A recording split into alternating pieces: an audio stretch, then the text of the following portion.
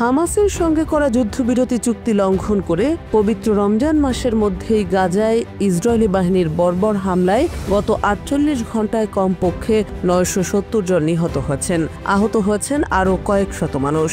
বুধবার হামাস নিয়ন্ত্রিত গাজার স্বাস্থ্য মন্ত্রণালয়ের বরাতে বার্তা সংস্থা এএফপি হতাহতের এ তথ্য জানিয়েছে।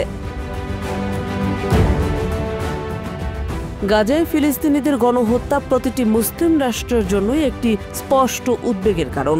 তবুও দুর্ভাগ্যবশত বিশ্বের মুসলিম রাষ্ট্রগুলো এ ঘটনায় কড়া প্রতিক্রিয়া জানানো থেকে বিরত থাকছে। বিশ্বের মুসলিম দেশগুলোর প্রতিবাদের ভাষা শুধুমাত্র নিন্দা জানানো আর সমালোচনার মধ্যে সীমাবদ্ধ। গাজার বিষয়ে কোনো গুরুত্বপূর্ণ পদক্ষেপ নিতে মূলত এই মুসলিম দেশগুলোকে এক প্রকার অক্ষমই বলা চলে।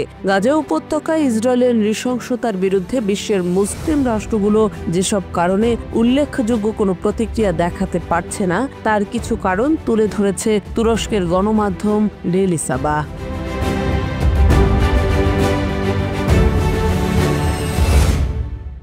আরব বিশ্বের প্রেক্ষাপটে কিছু কিছু রাষ্ট্রের মুসলিম শাসকরা ফিলিস্তিনকে বোঝা হিসেবে দেখে থাকেন।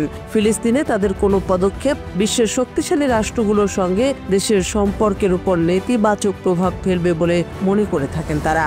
তবে ইসরায়েল পুরো ফিলিস্তিন দখল করে নিলেও মুসলিম শাসকদের উদ্বেগের পরিমাণ কম হতো বলে ধারণা করা হয়, কারণ গাজায় এমন নৃশংসতা আর গণহত্যা চলতে থাকায় নিজ দেশের জনগণের কাছ থেকেও চাপের মুখোমুখি হচ্ছেন শাসকরা।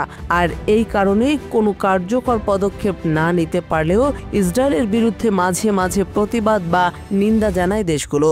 ইসরায়েলের বিরুদ্ধে মুসলিম দেশগুলোর প্রতিবাদ না জানানোর একটি উল্লেখযোগ্য সামরিক দিকও রয়েছে। মুসলিম রাষ্ট্রগুলো যুক্তরাষ্ট্র সহ পশ্চিমা দেশগুলো থেকে বড় সহায়তা পেয়ে থাকে। ইসরায়েল যুক্তরাষ্ট্রের বিশ্বস্ত মিত্র। এ কারণে যুক্তরাষ্ট্রকে অসন্তুষ্ট করে ফিলিস্তিনের পক্ষে জোরালো সমর্থন দিতে চায় না মুসলিম দেশগুলো।